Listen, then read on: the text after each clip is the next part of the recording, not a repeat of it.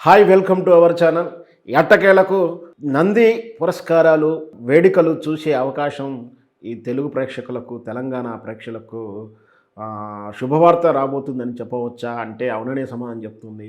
నేటి కాంగ్రెస్ ప్రభుత్వంలో ఉన్నటువంటి సినిమాటోగ్రాఫర్ మినిస్టర్ కోమటిరెడ్డి గారు మాట్లాడుతూ, ఈ సంవత్సరం అంటే 2024 ఉగాది పురస్కారాలకు 2024 ఉగాది పురస్కారాల సందర్భంగా నంది పురస్కారం ఇవ్వడానికి ప్రయత్నం చేస్తాము అంటూ ఎట్టకేలకు తెలంగాణ నుంచి నంది పురస్కారాల వేడుక ప్రారంభమవుతుంది ప్రభుత్వం తరపున అని చెప్పవచ్చు.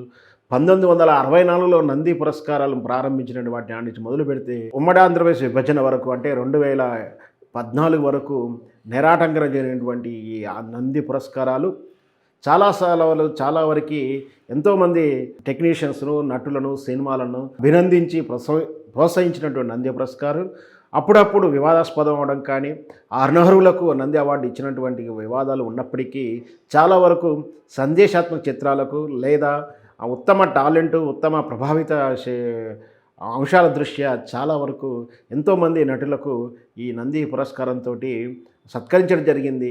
ఉత్తమ నటుడి విషయంలోనూ, ఉత్తమ గాయకులు ఇట్లా కేటగిరీ రూపం చూసుకుంటే కేవలం మొదట 3 ఉత్తమ చిత్రాల వేదికగా ప్రారంభమైనటువంటి నంది పురస్కారాలు వెరసి ఇప్పుడు 40 కేటగిరీలో అంటే సుమారు చలనచిత్ర రంగంలో పనిచేసే ప్రతి విభాగంలో ఉత్తమ కేటగిరీ, ఉత్తమ టెక్నీషియన్ను ఎంపిక చేసి వాళ్ళకి నందితోటి ఆ తర్వాత రన్నర్గా అంటే సెకండ్ పొజిషన్లో కౌశ నందిని ఇస్తూ సత్కరిస్తుంది.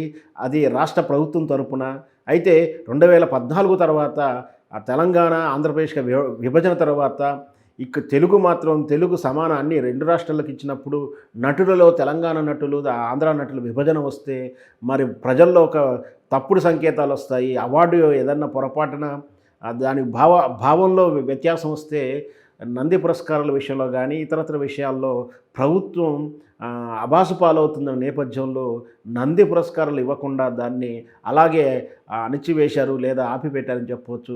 దాని స్థానంలో కాకతీయ తోరణంతో కాకతీయ అవార్డ్స్ అను ఇంకా రకరకాల పేర్లు వినిపించినప్పటికీ కేసీఆర్ ప్రభుత్వం మాత్రం ఎవరి మనసు నచ్చకుండా ఉండే ఉద్దేశంతో తటస్థంగా నంది పురస్కారాలు ఇవ్వలేదు. ఎట్లాగూ తెలంగాణ పురస్కారాలను కూడా ఏది ఇవ్వకుండా సినిమాల వాళ్ళ మధ్య, సెలబ్రిటీస్ మధ్య వ్యత్యాసం రాకుండా ప్రజల్లో వ్యతిరేక భావన చేకూరకుండా ఉండడానికి అసలు నంది అవార్డ్స్నే పెండింగ్ పెట్టిన విషయం మనందరికీ తెలుసు.